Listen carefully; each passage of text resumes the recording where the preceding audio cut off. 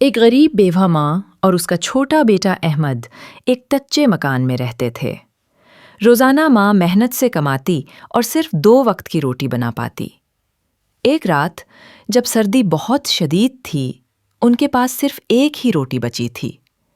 ماں نے بیٹے سے کہا، بیٹا، یہ روٹی تم کھا لو، تمہیں بڑھنا ہے، مضبوط بننا ہے۔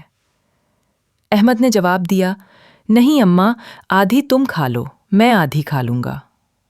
ماں مسکرائی، اس نے روٹی 2 حصوں میں توڑی، ایک حصہ احمد کو دیا، دوسرا خود رکھ لیا۔